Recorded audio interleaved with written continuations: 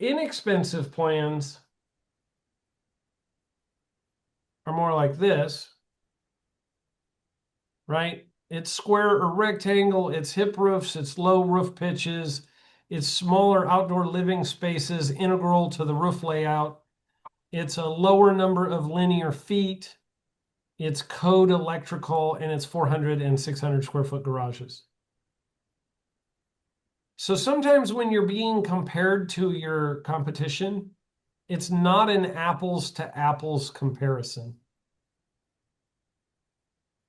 And, having been doing, being a home builder coach for a long time, I keep running into this scenario over and over again with the different builders that I deal with.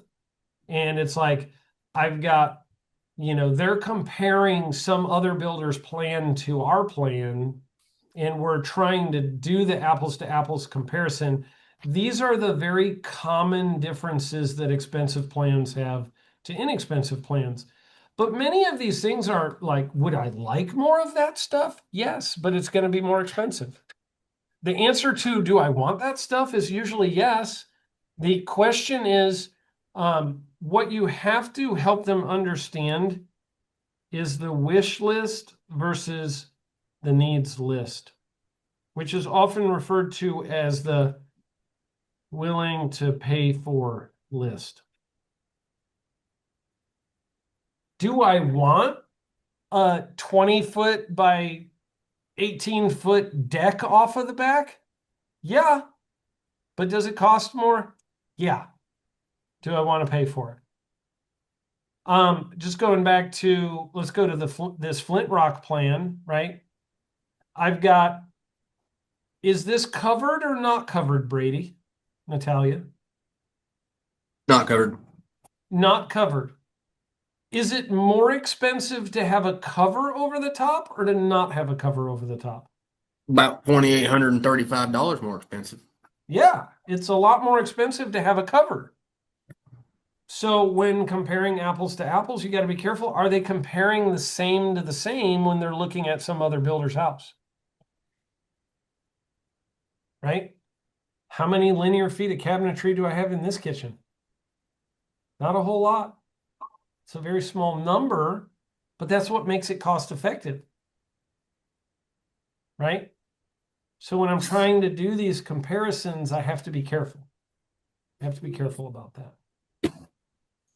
Does that make sense? Yes.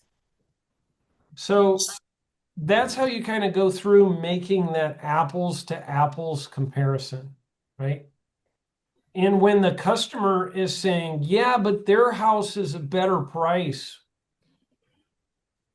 or their, whatever, it's like, okay, well, let's go through why that's the case. These are the things that make a difference. And then it's like, okay, what about,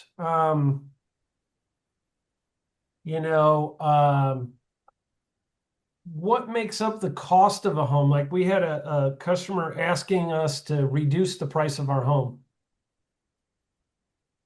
If somebody says, hey, will you lower your price? How do we respond to that?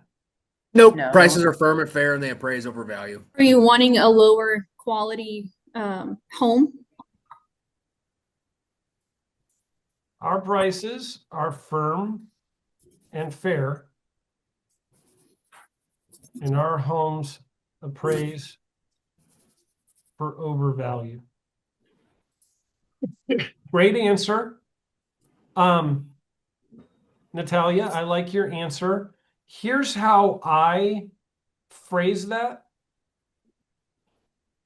is this way.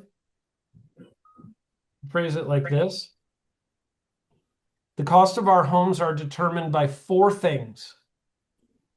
They are the cost of the land, the cost of the materials, the cost of the labor, and a profit margin. We build volume so we have a low margin, and we make it up by being volume.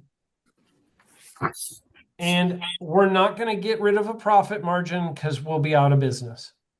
You don't want us to go out of business while we're building your home, do you?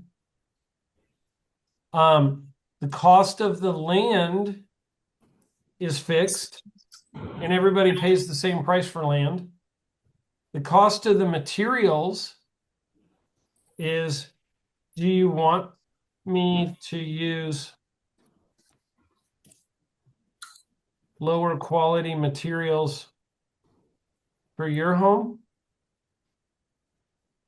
It's like, what areas would you like me to use low quality materials in? Do you want me to do it in the framing of the structure of your home? Is that where you'd like me to use low quality materials? How about the foundation? Do you want me to use the lowest quality materials I can in your foundation? Does that sound good to you? Maybe the roof. Right? Or do you want the finishes that you look at every day on the inside? Do you want me to use lower quality materials there? Right? It's like, no, I don't want you to use lower quality materials. Okay. Do you want me to use inexperienced, low quality labor in your home? You know, no, I don't. Okay, well, great. Then the price is the price, right? So it's like you're just giving them a logical argument as to why we don't want to go cheaper, right? This is why I'm not going to reduce my price. What else could you say to them? Anything else? We'll have the I would, incentives they could take advantage of. I would ask them why that's important to them. But if we've gone through and done our CCBB and everything, we probably know where their limits are and where they need to be. Yeah, I think it's like when they go macro, I'd go micro. Yep. Somebody explain to me what I mean by that.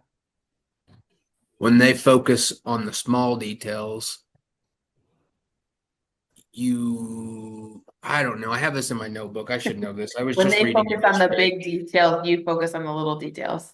That's what I was trying to say. Thank you, Ashley. You're Yeah, welcome. and in this example, it's when they go price, you go payment, Yep.